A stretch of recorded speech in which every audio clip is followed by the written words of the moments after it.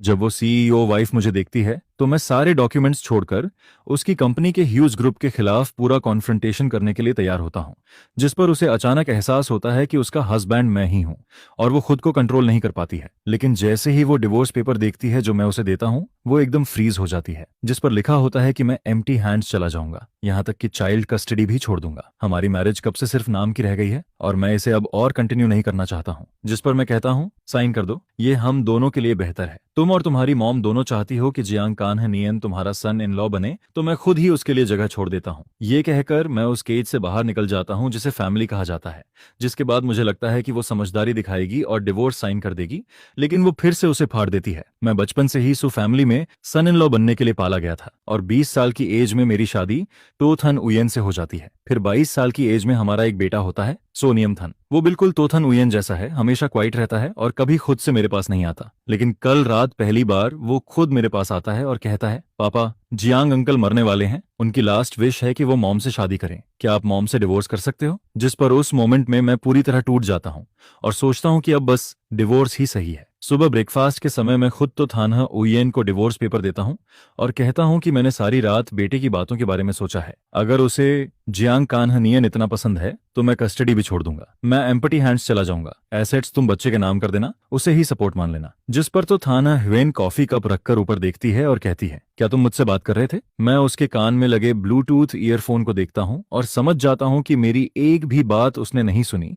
जिस पर मेरे अंदर एक हेल्पलेस फीलिंग उठती है, क्योंकि हर बार उससे बात करने पर मुझे यही इग्नोरेंस मिलता है। फिर मैं सीधे डिवोर्स पेपर के लास्ट पेज पर पलटता हूँ और कहता हूँ, साइन कर दो, ज्यादा टाइम नहीं लगेगा। जिस पर वो मुझे देखती है और पेपर खोलने ही वाली होती है। तभी हमारा बेटा दौड़ता हुआ आता है और कहता है, मॉम जल्दी चलो, जियांग अंकल इंतजार कर रहे हैं। जिस पर मैं उसका हाथ पकड़ लेता हूँ और कहता हूँ, पहले साइन करो।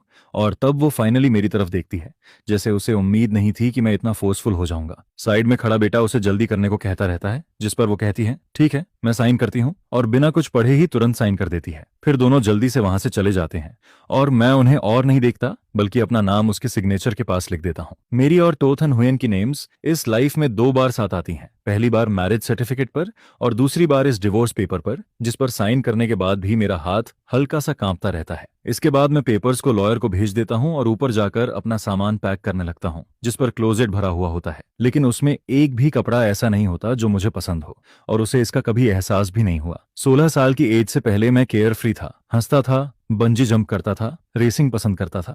लेकिन शादी के बाद मुझे रूल्स फॉलो करने के लिए मजबूर किया जाता है, हम्बल और जेंटल बनने को कहा जाता है, क्योंकि सो फैमिली को सिर्फ एक परफेक्ट सन इन लॉ चाहिए था। लेकिन इतना सब करने के बाद भी मुझे सिर्फ उसके फ्रेंड्स की मॉकिंग मिलती है। वो कहते हैं कि मैं फेक हूँ और जियांग कान्ह नियन और तो थान उयन ज्यादा परफेक्ट कपल हैं। ये सब सोचते हुए जब मैं उन कपड़ों को देखता हूँ जो कोटियन सिन्हा के हैं, तो मुझे अंदर से पेन फील होता है और न्यूजिया जैसा लगता है, जिस पर मैं बाथरूम में जाकर उल्टी करता हूँ। कुछ देर बाद जब मैं मिरर में खुद को देखता हूँ तो रियलाइज करता हूँ कि डिवोर्स लेना बिल्कुल सही डिसीजन है और मैं इस केज में और नहीं रहना चाहता। मैं बाहर निकलकर फिर से खुद बनना चाहता हूँ। फिर मैं अपने बेस्ट फ्रेंड को कॉल करता हूँ कि वो मुझे लेने आए, क्योंकि सो फैमिली मेरा घर नहीं है और कॉल फैमिली ने भी शादी के बाद मुझे इग्नोर कर दिया था, तो वो भी अब मेरा घर नहीं रहा। मेरा फ्रेंड जल्दी ही आता है और कंफ्यूज्ड होकर पूछता है, आज तेरा बर्थडे है और तू यहाँ क्या कर रहा है? पिछले हफ्ते तो तूने कहा था कि वाइफ और बेटे के साथ सेलिब्रेट करेगा। जिस पर मैं शॉक्ड होकर फोन निकालता हूँ और चैट हिस्ट्री देखता हूँ और पता चलता है कि मैंने सच में रेस्टोरेंट बुक किया था और तो थाने ह्वेन को इनवाइट भी किया था, लेकिन उसने अब तक रिप्लाई नहीं किया। पहले शायद मुझे दुख होता, लेकिन अब मैं नंब हो चुका हूँ। जिस पर मैं फ्रेंड के साथ रेस्टोरेंट चला जाता हूँ, लेकिन जैसे ही हम बुकिंग कोड बताते हैं, मैनेजर ऑकवर्ड होकर कहता है कि आज पूरा रेस्टोरेंट तो मैडम ने बुक कर लिया है और वो अपने सन के साथ कॉटियन सिन का बर्थडे सेलिब्रेट कर रही हैं और वो हमें डबल रिफंड देने की बात करता है। जिस पर मैं कहता हूँ कि रिफंड की जरूरत नहीं है, असली कॉटियन सिन है तो मैं हूँ। लेकिन जैसे ही हम हॉल के अंदर जाते हैं, हमें दूर से एक हैप्पी फैमिली की हंसी सुनाई देती है। हम देखते हैं कि तो थाना ह्वेन और कोनिम थान जियांग कांग नियन को बर्थडे विश कर रहे होते हैं, जिस पर वो कहते हैं, आपको हर खुशी मिले, और बेटा कहता है, जियांग अंकल आप मॉम से शादी करो और मेरे डैड बन जाओ। ये देखकर मैं उन्हें खुश बैठा देखता हूँ और नोटिस करता हूँ कि तो थान उयेन की नजरें जियांग कान्ह नियन से हटती ही नहीं है और मेरा बेटा भी उसकी चेयर खींचता है, उसके कपड़े ठीक करता है। 5 साल की शादी में तोथन हुएन को मेरा बर्थडे तक याद नहीं था, जिस पर मेरा फ्रेंड ये सब देखकर सह नहीं पाता और मुझे पानी देता है। फिर मैं उसे बताता हूँ कि मैंने डिवोर्स साइन कर दिया है, जिस पर वो तुरंत मुझे घर ले जाता है। मैं नहीं रोता, लेकिन वो रोने लगता है और गुस्से में तो थान यूएन को गालियां देता है और कहता है कि कोनिम थान भी अनग्रेटफुल है। वो कहता है कि 5 साल से मैं सिर्फ उन्हीं दोनों के लिए जी रहा हूँ, ना कोई काम ना सोशल लाइफ। मुझे बाहर बुलाना भी मुश्किल था, लेकिन जैसे ही तो थाना हुएन कॉल करती थी, मैं बच्चे की तरह खुश होकर घर भागता था और उसके लिए सूप बनाता था। तेरा बेटा जब दूध छुड़ाते वक्त रोता था, तब तू पूरी रात जागकर उसे शांत करता रहता था। एक रात नहीं, बल्कि कई रातों तक, जिस पर तू अपना दिल और सब कुछ लगा देता है और बदले में तुझे सिर्फ बेट्रेल मिलता है। मुझे पता है अभी तू अंदर से बहुत टूट रहा है, अगर रोना है तो रो ले। जिस पर अपने बेस्ट फ्रेंड की बातें सुनकर मैं सिर पीछे करता हूँ, एक घूंट बियर पीता हूँ और सोफा पर टिक जाता हूँ। अब मुझसे रोया भी नहीं जाता, लेकिन मैं पहले बहुत बार रो चुका हूँ। जब तो माओ ने मुझे रूल्स सिखाने के लिए दबाया था, जब मैं तो थन हुएन से दिल की बात करता था और वो इग्नोर कर देती थी, और जब मैं रात 12 बजे तक उसका इंतजार करता था लेकिन वो घर नहीं आती थी, तब भी मैं टूटता था। और जब को निमथान को रात में फीवर आता है, मैं उसे संभालता हूँ, उसे कॉल करता हूँ, लेकिन वो फोन काट देती है। जिस पर मैं फिर भी उम्मीद करता रहता हूँ कि कभी तो वाइफ हस्बैंड जैसा रिलेशन होगा, एक केयरिंग फादर और लविंग फैमिली बनेगी, लेकिन उन्होंने कभी मेरी तरफ देखा तक नहीं। 5 साल बीत जाते हैं और मुझे बहुत पहले ही समझ जाना चाहिए था। इसके बाद नशे में मैं गहरी नींद में चला जाता हूँ और अगली सुबह अचानक तो थान यूएन का कॉल आता है, जिसकी आवाज अभी भी स्लीपी और भारी लगती है। जिस पर वो पूछती है मेरा वो नेकलेस कहाँ है। मैं कैजुअली जवाब देता हूँ ड्रेसिंग रूम के पहले ड्रॉर में है। फिर वो पूछती है इयररिंग्स कहाँ हैं, जिस पर मैं कहता हूँ उसके नीचे वाले ड्रॉर में है। ये सब बोलने के बाद अचानक मुझे रियलाइज होता है कि हम डिवोर्स लेने वाले हैं और मुझे अब ये सब करने की जरूरत नहीं है। जिस पर मैं उसे रिमाइंड करता हूँ कि मेड से साफ सफाई करवा लिया करे, आगे कुछ चाहिए हो तो उनसे पूछ लेना, क्योंकि हम जल्द ही डिवोर्स लेने वाले हैं और ऐसे कॉल करना ठीक नहीं है। ये सुनकर वो हल्का सा हंसती है और दूसरी तरफ ड्रॉर खोलने की आवाज आती है, जिस पर मुझे लगता है कि मैंने सब क्लियरली बोल दिया है और मैं कॉल काटने वाला होता हूँ। तभी वो ऑर्डर देती है कि दोपहर में सी फूड पॉरेज बनाकर कंपनी के ऑफिस भेज देना, और ये कहकर वो कॉल काट देती है। जिस पर मुझे साफ समझ आता है कि डिवोर्स की मेरी बात उसने बिल्कुल नहीं सुनी और गुस्से में मेरे हाथ तक कांपने लगते हैं, जिस पर मैं तुरंत उसका नंबर ब्लॉक कर देता हूँ। इसके बाद सोचते हुए मैं को निमथान के स्कूल टीचर का नंबर भी ब्लॉक कर देता हूँ, लेकिन गलती से तो माओ को भी ब्लॉक कर देता हूँ। जिस पर जब मैं घर से बाहर निकलकर लंच के लिए जाता हूँ, वो मुझे रोककर जबरदस्ती कार में बैठा लेती है। फिर वो मेरे चेहरे पर फोटोज फेंकती है, जिसमें तो थान यूएन और जियांग कान्ह नियन की क्लोज फोटोज होती हैं, और गुस्से में कहती है कि मैंने उसे डिसअपॉइंट कर दिया। उसने मुझे 16 साल की एज से ट्रेन किया, लेकिन मैं अपनी वाइफ का दिल नहीं जीत पाया। फोटो के शार्प एज से मेरी गर्दन कट जाती है और खून निकलने लगता है। जिस पर मुझे याद आता है कि जब मुझे सन इन लॉ चुना गया था, तब लोग मेरी लक से जेलस होते थे, लेकिन असल में मैंने उसी दिन अपनी फ्रीडम खो दी थी। 16 साल की एज से मैं सिर्फ परफेक्ट कॉ टीएन सिन्ह बनने के लिए जीता हूँ। दबाव इतना था कि सांस लेना मुश्किल हो जाता है। जिस पर 12th में मैं जानबूझकर रिबेलियस बनता हूँ, रिलेशनशिप करता हूँ ताकि ये मैरिज टूट जाए, लेकिन तो थान यूएन कुछ नहीं कहती। भले ही हमारी शादी को 5 साल हुए हैं, लेकिन मैं 10 साल से कंट्रोल हो रहा हूँ और अब मैं और नहीं सह सकता। जिस पर मैं साफ कहता हूँ कि हमने डिवोर्स साइन कर दिया है, मैं कस्टडी नहीं ले रहा और एम्प्टी हैंड्स जा रहा हूँ। अगर आपको पसंद नहीं तो कोई और सन इन लॉ ढूंढ लीजिए। ये कहकर मैं कार से उतर जाता हूँ, जिस पर तो माओ शॉकर्ड होकर एक पल रुकती है और फिर मेरा हाथ पकड़ लेती है, लेकिन मैं हंस पड़ता हूँ और कहता हूँ कि मुझे अब किसी चीज का डर नहीं है। सन इन लॉ बनना कभी मेरे लिए ऑनर नहीं था। फिर मैं अपनी स्लीव उठाता हूँ और अपनी रिस्ट के पुराने स्कार्स दिखाता हूँ, जिस पर वो डर कर मेरा हाथ छोड़ देती है और मैं कहता हूँ कि मैं कभी को टीएन सिन बनना नहीं चाहता था और 10 साल तक हर रात मैं चिल्लाता था कि कोई मुझे बचा ले, लेकिन अब मुझे समझ आता है कि मुझे खुद ही खुद को बचाना होगा। ये कहकर मैं कार से उतरता हूँ। इस बार वो मुझे रोकती नहीं, लेकिन मेरे अंदर की बेचैनी अभी भी खत्म नहीं होती। जिस पर मैं अपनी रेड सुपर कार निकालता हूँ और तेज स्पीड में ड्राइव करता हूँ, लेकिन जैसे ही मैं क्रॉस रोड पार करता हूँ, मेरी कार सामने से आ रही एक मर्सिडीज से टकरा जाती है, जिसका नंबर प्लेट फेमिलियर होता है और वो तो थान युएन की कार होती है। दूसरी कार से उसका असिस्टेंट उतरता है और मुझे देखकर शॉक्ड हो जाता है, क्योंकि सबको मेरी एक फिक्स्ड इमेज पता है कि मैं एक काम और सिंपल आदमी हूँ। रेसिंग करना मेरे लिए अजीब लगता है। मैं कुछ एक्सप्लेन नहीं करता, बस इंश्योरेंस पेपर देता हूँ और कहता हूँ जितना डैमेज है बता देना, और सनग्लासेस पहनकर वहां से निकल जाता हूँ। असिस्टेंट वापस जाकर तो थान युएन को बताता है कि दूसरी कार में चला रहा था, जिस पर वो बस ठंडे अंदाज में कहती है चलो, जैसे उसे कोई फर्क ही नहीं पड़ता। लेकिन 3 घंटे बाद हम फिर से मिलते हैं, जब वो अपने पार्टनर के साथ रेसिंग ट्रैक पर आती है, जहां एक red racing car first position जीतती है, और ड्राइवर जब उतरता है तो उसका टॉल और अट्रैक्टिव लुक सबका ध्यान खींचता है, जिस पर खुद तो थाना हुएन भी इम्प्रेस्ड हो जाती है। लेकिन जैसे ही वो हेलमेट हटाता है, असिस्टेंट शॉक्ड होकर कहता है ये तो कॉ टीएन सिन्ह है, जिस पर तो थाना हुएन कुछ नहीं कहती, लेकिन आसपास की लड़कियों की नजरें उस पर देखकर वो हल्का सा अनकंफर्टेबल फील करती है, और मैं जब उसकी नजरों को नोटिस करता हूँ तब भी मैं उसकी तरफ नहीं देखता, क्योंकि सालों से जब भी हम कैजुअली मिलते हैं वो मुझे ऐसे इग्नोर करती है जैसे मैं कोई स्ट्रेंजर हूँ। इसलिए जब रेसिंग इवेंट के ऑर्गेनाइजर्स हमें इंट्रोड्यूस करते हैं, मैं भी ऐसे बिहेव करता हूँ जैसे मैं तो थान उयन को जानता ही नहीं हूँ। जिस पर लोग कहते हैं कि तोटोंग से मिलकर अच्छा लगा, लेकिन वो हमेशा की तरह कोल्ड एक्सप्रेशन बनाए रखती है और माहौल ऑकवर्ड हो जाता है। तभी जियांग कान्हनियन की आवाज आती है, थान उयन, काम खत्म हुआ या नहीं?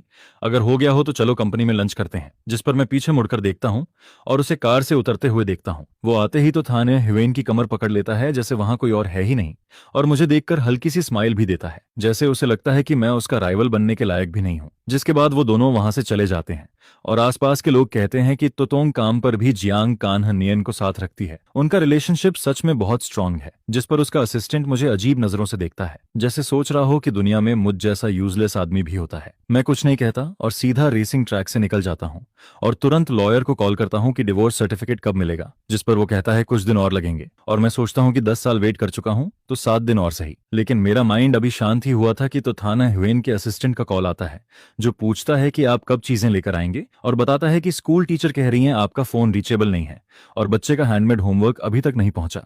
जिस पर मुझे याद आता है कि डिवोर्स की बात से पहले मैं मोबाइल में वीडियो देखकर उसके लिए नीडल और थ्रेड से हैंडमेड वर्क बना रहा था, और जब मैं घर से निकला था तब वो आधा ही बना था। मैं आसमान में उड़ते हुए फ्री क्लाउड्स को देखता हूँ और सीधे कह देता हूं कि सी फूड पॉरेज अब नहीं मिलेगा और आगे से मैं कुछ भी नहीं लाऊंगा, और कौन इम थान के बारे में भी अब मैं कुछ नहीं संभालूंगा, इसलिए मुझे कांटेक्ट मत करना। और ये कहकर मैं असिस्टेंट का नंबर भी ब्लॉक कर देता हूं। दूसरी तरफ असिस्टेंट परेशान होकर तो थान यूएन को बताता है कि मैंने कॉल काट दिया और अब कांटेक्ट नहीं हो रहा, शायद मैंने उसे ब्लॉक कर दिया है। जिस पर वो खुद फोन निकालकर मुझे मैसेज भेजती है, तुम क्या कर रहे हो? लेकिन अगले ही मोमेंट रेड नोटिफिकेशन आता है कि वो अब मेरी फ्रेंड लिस्ट में नहीं है, पहले रिक्वेस्ट भेजनी होगी। जिस पर असिस्टेंट चैट हिस्ट्री देखता है और नोटिस करता है कि लास्ट मैसेज भी 1 हफ्ते पुराना है। फिर वो कैजुअली कहता है कि जांग चनयन और सर का बर्थडे एक ही दिन है, यानी कल सर का भी बर्थडे था, क्या गिफ्ट नहीं देना चाहिए? जिस पर तोथन उयन बिना इंटरेस्ट के कहती है, ध्यान नहीं दिया। असिस्टेंट को यह जवाब सुनकर भी हैरानी नहीं होती, क्योंकि चैट हिस्ट्री में वो कभी रिप्लाई नहीं करती।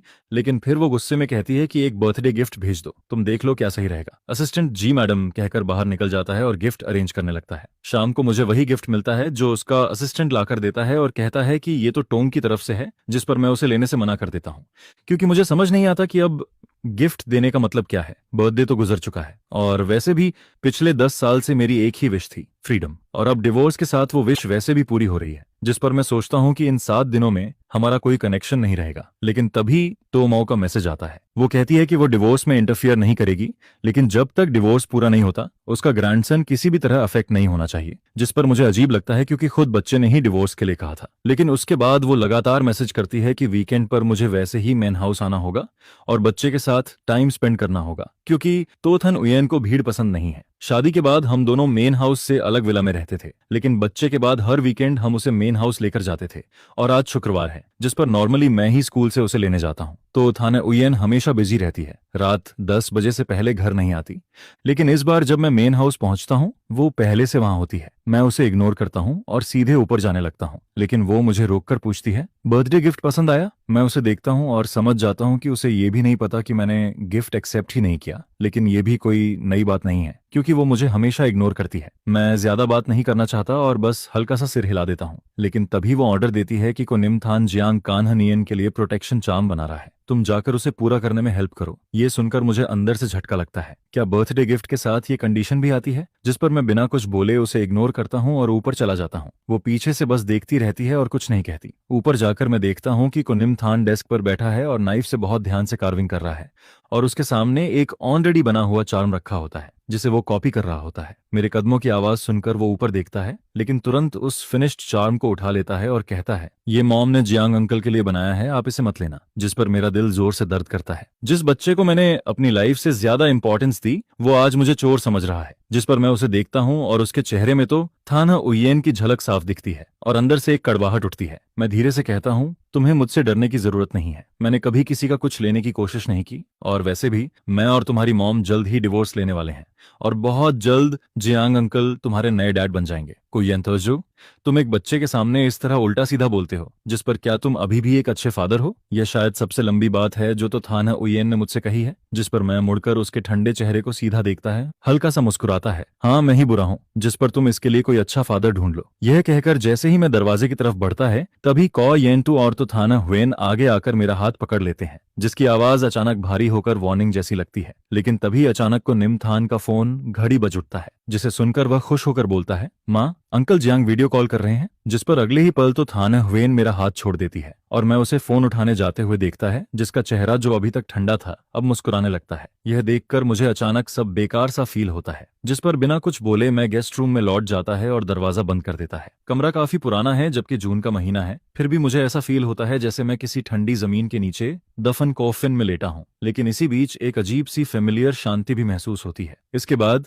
जब से मैंने तो थाने हुएन को डिवोर्स पेपर्स दिए थे, तब से मैंने अपने अंदर सब कुछ टूटने का माइंडसेट बना लिया था। उस रात सपना काफी कैओटिक था, लेकिन अगले दिन भी मेरी बॉडी क्लॉक मुझे सुबह 5 बजे जगा देती है। पहले इसी वक्त मैं उठकर तो थाने हुएन और उसके बेटे के लिए ब्रेकफास्ट तैयार करता था, जिस पर मैं अपनी भौहें सिकोड़ता है और तो मदर की धमकी याद करके नीचे जाने का फैसला करता है। लेकिन नीचे आकर पता चलता है कि तोथन हेनोथन हुएन और कोनियमथन सुबह ही बाहर जा चुके थे। सुना है कि वो जांग का नियन के साथ सनराइज देखने गए हैं, जिस पर मुझे यह सब बेहद मजाकिया लगता है। जो भी समझदार है वो देख सकता है कि उस बच्चे को मेरी कोई जरूरत ही नहीं है, फिर भी तो मदर मुझे जबरदस्ती घर बुलाती है, जिस पर मैं बस सोचता है कि इस वीकेंड को समहाउ सहन करना है। इसके बाद मेरा बेस्ट फ्रेंड मुझे कॉलेज लेकर जाता है, बोलता है कि मूड ठीक करने के लिए कुछ खूबसूरत लड़कियों के साथ टाइम बिताते हैं। वहां की 18 साल की लड़कियां उन लोगों को खुश करना अच्छे से जानती है, जो हर दिन भैया, अरे सुनो ना बोलकर इमोशनल वैल्यू देती रहती है। कुछ दिन उनके साथ घूमने के बाद मेरा मूड सच में काफी बेहतर हो गया था, जिस पर मेरा दोस्त मुझे चिढ़ाते हुए कहता है, क्या हुआ, मैंने तुझे दुनिया दिखाई, अब समझ आया ना ये लड़कियां कितनी अमेजिंग हैं? क्या अब भी तो थाना हुएन जैसी बूढ़ी औरत से प्यार करता है? जिस पर मैं सीधा बोलता है, खत्म हो गया। यह सुनकर वह और एक्साइटेड होकर कहता है, बस यही सही है, तुझे बहुत पहले डिवोर्स ले लेना चाहिए था। कौन नहीं चाहेगा किसी केयरिंग लड़की को? उस कोल्ड हार्टेड तो थाना हुएन के बजाय तू किसी अच्छी ओबीडियंट लड़की से शादी कर, जिंदगी सेट हो जाएगी। मैं हंसते हुए उसकी बात में साथ देने ही वाला था, तभी पीछे से खांसी की आवाज आती है, जिस पर मुड़कर देखता है तो थाना हुएन अपने असिस्टेंट के साथ खड़ी होती है। मैं उसे इग्नोर करता है और दोस्त को लेकर जाने लगता है, लेकिन इस बार वह मुझे रोक लेती है। एक पार्टी है, तुम्हें मेरे साथ चलना है, यह कहकर वह मुझे बिना मौका दिए सीधा कार में खींच लेती है। कार में बैठकर भी मैं थोड़ा कंफ्यूज्ड रहता है, क्योंकि मेरी यादों में तो थाना हुएन हमेशा मुझे इग्नोर करती थी, जैसे मैं एग्जिस्ट ही नहीं करता। लेकिन अभी उसका यह डोमिनेटिंग बिहेवियर मुझे सिर्फ बेडरूम में ही पहले देखने को मिला था। तभी वह अचानक बोलती है, यंतु, हमारे जैसे फैमिली में लव नहीं, कंपैटिबिलिटी ज्यादा इंपॉर्टेंट होती है। जिस पर मैं कुछ सेकंड के लिए रुकता है, फिर समझ जाता है कि वह मेरे दोस्त से कही बातों का जवाब दे रही है, जिस पर मैं गुस्से में हंसता है। तो मतलब प्यार मायने नहीं रखता, केयरिंग होना भी जरूरी नहीं, बस तुम्हारे हिसाब से कंपैटिबल होना मतलब मैं चुपचाप सब सहता रहूं? ये सुनकर तोथन हुएन कुछ सेकंड मुझे देखती रही, लेकिन कुछ नहीं बोलती है, जिस पर अब मैं उसके इमोशन समझने की कोशिश भी नहीं करता। इसके बाद जब हम क्लब पहुंचते हैं, तब पता चलता है कि ये सिर्फ उसके दोस्तों की गैदरिंग है। पहले वह मुझे कभी ऐसी जगह नहीं लाई थी, और सच कहूं तो मुझे उसके दोस्त बिल्कुल पसंद नहीं आते, क्योंकि वो हमेशा मुझे नीचा दिखाते हैं, पपेट कहते हैं। इसलिए पूरे टाइम मैं बस चुपचाप बैठकर थोड़ा शराब पीता है और बाद में थोड़ा नशा होने पर वॉशरूम चला जाता है। जैसे ही मैं बाहर निकलता हूँ, पीछे से कोई पूछता है, आज तुम्हारा हस्बैंड ना मुस्कुरा रहा है ना तुम्हारी सुन रहा है, क्या बात है? जिस पर दूसरा कहता है, बाहर तो सब कह रहे हैं कि तुम लोग डिवोर्स लेने वाले हो। जिस पर तो थाना हुएन सीधा बोलती है, किसने कहा मैं डिवोर्स लेना चाहती हूँ? एक बार शादी हो गई तो मेरा हस्बैंड जिंदगी भर को यंतु ही रहेगा। ये सुनकर सब हैरान हो जाते हैं। जिस पर एक दोस्त कहता है, तुम सीरियस हो? लेकिन वह बस उसे देखती है, कुछ नहीं बोलती है। फिर वही दोस्त कहता है, याद है जियांग डायरेक्टर की वाइफ? उसने भी अपने हस्बैंड को इग्नोर किया था, कंपनी में भी आने नहीं दिया और आज तक उसे वापस नहीं पा सकी। अगर तुमको येंतु के साथ रहना चाहती हो तो थोड़ा ध्यान रखना सीखो, वरना तुम्हारा भी वही हाल होगा। जिस पर वह बस ठंडे लहजे में कहती है, वह ऐसा नहीं करेगा। उसी समय वॉशरूम में मुझे लॉयर का मैसेज मिलता है, मिस्टर कॉयंटूर, आपका डिवोर्स सर्टिफिकेट तैयार है, आप कभी भी आकर ले सकते हैं। यह सुनते ही मैं तुरंत टैक्सी लेकर लॉयर ऑफिस पहुंचता हूं और उस सर्टिफिकेट को बार बार देखता रहता हूं, क्योंकि आखिरकार आज मैं इस नरक जैसे तो फैमिली से आजाद हो गया हूं। इसके बाद बाहर निकलते ही मेरा दोस्त सेलिब्रेशन के लिए मुझे एक स्ट्रीट फूड मार्केट में ले जाता है, जहां मिल्क टी, बीबीक्यू, आइसक्रीम सब कुछ मिलता है। जिस पर वह बोलता है, जो खाना है खा। खाने की खुशबू और धुएं के बीच मैं पहली बार जिंदगी का टेस्ट महसूस करता है। और उस रात हम बियर पीते हैं, जोर जोर से हंसते हैं, और आखिर में मेरी हंसी आंसुओं में बदल जाती है, क्योंकि 10 साल का दबाव आखिर खत्म हो गया था, शायद बहुत दिनों से दबा हुआ था, जिस पर मैं अपने बेटे को निमथान का नंबर ब्लैकलिस्ट से निकालकर उसे कॉल करता हूँ। फोन कनेक्ट होते ही मैं आंखों में आंसू लेकर बोलता है, को निमथान, चाहे तुम मुझे पसंद करो या नहीं, मैं तुम्हारा रियल फादर हूँ। जब तुम बीमार होते थे तो तुम्हारी देखभाल मैं करता था, तुम्हें पढ़ाता भी मैं था, लेकिन जिस दिन तुमने जियांग कान्हा नियन के लिए, एक आउटसाइडर के लिए मुझे बुरा कहा, वो अब तुम्हारा फादर नहीं रहा, और तुम भी मुझे फादर मत बुलाओ, तुम उसके लायक नहीं हो। जिस पर फोन के दूसरी तरफ से तोथन हुएन की ठंडी आवाज सुनाई देती है, चोयंतु, तुम क्या बोल रहे हो? यह सुनकर मैं एक पल के लिए रुक जाता है और समझ जाता है कि बच्चा उसके साथ ही है, जिस पर मैं तुरंत ताना मारते हुए हंसता है। तो मैडम, अगर तुम्हारे पास मुझे सिखाने का टाइम है तो अपने बेटे को ठीक से संभाल लो। क्या तुम्हें पता है, तुम्हारा बेटा मुझे कहता है कि मैं तुमसे डिवोर्स लेकर जियांग कान्हा नियन के लिए जगह छोड़ दूं। जिस पर मैं आगे बोलता है, मजेदार बात यह है कि मैंने तुम सबकी ये विश पूरी कर दी। यह कहकर मैं फिर से को निमथान का नंबर ब्लैकलिस्ट में डाल देता है। इसके बाद अगली सुबह मैं सीधा विदेश की फ्लाइट बुक कर लेता है, क्योंकि मुझे पता है कि कल मैं थोड़ा ज्यादा इमोशनल हो गया था, और जैसे ही डिवोर्स की बात बाहर जाएगी तो फैमिली मुझे बिल्कुल नहीं छोड़ेगी। शायद मुझे मजबूर करके घुटनों पर झुका दे और तोथन हुएन से फिर शादी करने को बोले, या किसी दूसरी रिच फैमिली में मेरी शादी फिक्स करने की कोशिश करे। जिस पर मैं फैसला करता है कि मुझे इस शहर से भागना होगा और कभी वापस नहीं आना है। दोस्तों से गुड बाय बोलकर मैं अपना सामान पैक करता है और घर से बाहर निकलता है, लेकिन जैसे ही दरवाजे पर पहुंचता है, सामने तो थाना हुएन की कार खड़ी दिखती है, जिसमें से वह को निमथान के साथ उतरकर मेरी तरफ आती है। जिस पर वह बच्चे से कहती है, को निमथान, अपने फादर से सॉरी बोलो। ये सुनकर बच्चा अपना छोटा सा चेहरा नीचे करता है, कपड़े पकड़कर धीरे से बोलता है, पापा सॉरी, मैंने आपको डांटा, मैंने गलत कहा कि आप और माँ डिवोर्स ले लो, मुझे माफ कर दो। जिस पर मैं शांत होकर बोलता है, सॉरी की जरूरत नहीं है, जो कुछ छोड़ना था मैं सब छोड़ चुका हूँ, अब कुछ भी बाकी नहीं है। लेकिन जैसे ही मैं यह बोलता है तो थाना हुएन खुद बोल पड़ती है, मैंने को निमथान को अच्छे से नहीं सिखाया, इसमें मेरी भी गलती है। यह सुनकर मैं थोड़ा चौंक जाता है, क्योंकि मैंने कभी उसे खुद से सॉरी बोलते नहीं देखा था। लेकिन जो डैमेज हो चुका है, क्या एक सॉरी से सब ठीक हो सकता है? इसी बीच मुझे याद आता है कि मेरे पास एक चीज है जो मैं ओरिजिनली एयरपोर्ट से कुरियर करने वाला था। जिस पर मैं सीधा कहता है, तो थाना हुएन, अगर तुम्हें सच में गिल्ट है तो मुझे एयरपोर्ट शोटिगो को छोड़ दो। जिस पर वह पूछती है, तुम कहाँ जा रहे हो? और मैं जवाब देता है, क्या मेरा खुद का कोई काम नहीं हो सकता? यह सुनकर वह पहली बार थोड़ा कंफ्यूज्ड फिर दिखती है, लेकिन मैं उसकी तरफ ध्यान नहीं देता, क्योंकि उसी ने मुझे इस केज में डाला था, और अब वही मुझे यहां से विदा करे, यही सही है। इसके बाद पूरे रास्ते हम दोनों चुप रहते हैं, और एयरपोर्ट पहुंचने से पहले मैं उसे एक छोटा सा बॉक्स देता है, ये आखिरी गिफ्ट है। जिस पर वह थोड़ा रुकती है, लेकिन फिर भी ले लेती है और धीरे से बोलती है, थैंक यू। तभी को निमथान पूछता है, मेरे लिए क्या है? जिस पर मैं कहता है, तुम्हारा भी उसी में है। फिर मैं आगे बोलता है, इसे 1 घंटे बाद खोलना। इसके बाद वह रेयर तरीके से मुझे कहती है, जल्दी वापस आना। जिस पर मैं बस मुस्कुराता है, कुछ नहीं बोलता और मुड़कर चला जाता है, क्योंकि मैं जानता है कि अब मैं कभी वापस नहीं आऊंगा, मुझे अपनी फ्रीडम ढूंढनी है। तो थाना हुएन मेरी पीठ को जाते हुए देखती रहती है, और उसके दिल में एक अजीब सा फीलिंग उठने लगता है। जिस पर वह तुरंत बॉक्स खोलना चाहती है, लेकिन को निमथान उसे रोक देता है, माँ, हमने प्रॉमिस किया है, 1 घंटे बाद खोलेंगे। इसके बाद 1 घंटे तक वह कुछ भी काम में फोकस नहीं कर पाती, बार बार उस बॉक्स को देखती रहती है, और आखिरकार टाइम पूरा होने पर को निमथान जल्दी से बॉक्स खोलता है। माँ, इसमें क्या है? जैसे ही बॉक्स खुलता है तो थाने हुएन मुड़कर देखती है, और अंदर सिर्फ एक डिवोर्स सर्टिफिकेट रखा होता है। बच्चा उसे देखकर पूछता है, माँ, ये क्या है? ये तो गिफ्ट होना चाहिए था। जिस पर तोथन हुएन का दिमाग एकदम ब्लैंक हो जाता है। वह तुरंत बॉक्स छीन लेती है और उसके हाथ कांपने लगते हैं। अंदर रखा वो लाल सर्टिफिकेट उसे ऐसे दिखता है जैसे कोई इंसान जो हमेशा घर में था, लेकिन जिसे हमेशा इग्नोर किया गया। जिस पर उसके दिल में अचानक डर पैदा होता है, और वह गहरी सांस लेकर उसे खोलती है। जैसे ही उसमें अपना और कॉयंतु का नाम देखती है, उसकी आंखें चौड़ी हो जाती हैं और वह जोर से उसे बंद कर देती है। इसके बाद वह तुरंत मुझे कॉल करने जाती है, लेकिन याद आता है कि मैं फ्लाइट में हो सकता हूँ। जिस पर वह गुस्से में असिस्टेंट को कॉल करती है, अभी पता लगाओ कि वह कहाँ गया है और उसे तुरंत वापस लाओ। फिर वह आगे बोलती है, और ये भी पता करो कि ये डिवोर्स सर्टिफिकेट किसने बनाया, बिना अग्रीमेंट, बिना कोर्ट के ये कैसे पॉसिबल है। उसकी आवाज में गुस्सा और डर दोनों होता है, जिसे वह खुद भी नहीं समझ पाती। जिस पर दूसरी तरफ असिस्टेंट डर जाता है, क्योंकि उसने उसे कभी ऐसे नहीं देखा था। इसके बाद कोरिन हुएन ऑफिस में इधर उधर घूमती रहती है। उसका अनईजीनेस बढ़ता जाता है, और आखिर में वह मुझे फ्रेंड रिक्वेस्ट के साथ मैसेज भेजती है, ये सब क्या है? तुम कोई बच्चे नहीं हो, ऐसा चाइल्डिश प्रैंक क्यों कर रहे हो? फिर वह लिखती है, लैंडिंग के बाद रिप्लाई करना, मैं और निमथान दोनों तुम्हारी चिंता कर रहे हैं। थोड़ी देर रुककर वह फिर लिखती है, अगर कोई प्रॉब्लम है तो हम बैठकर बात कर सकते हैं, तुम्हें ये सब करने की जरूरत नहीं थी, तुम एक फादर हो, बच्चे नहीं। लेकिन उसके सारे मैसेजेस बिना जवाब के रह जाते हैं, जिस पर वह थककर चेयर पर बैठ जाती है और अपना सिर पकड़ लेती है। सो नियमथन अभी तक एक तरफ चुपचाप ब्लॉक से खेल रहा होता है। तभी वह अपना छोटा सा चेहरा उठाता है और मासूमियत से पूछता है, माँ, क्या ये गिफ्ट पापा का मतलब है कि वो आपसे डिवोर्स लेना चाहते हैं? यह सुनकर तो थन हुएन के सीने में जैसे कुछ अटक जाता है। न सही से सांस ले पाती है, न निगल पाती है, जिस पर उसके दोस्तों की बातें बार बार उसके कानों में गूंजने लगती है। काफी देर बाद वह मुश्किल से बोलती है, कोयंतु, क्या तुम सच में मुझसे पूरी तरह डिसअपॉइंट हो गए? इसी बीच इंतजार का समय और भी भारी लगने लगता है।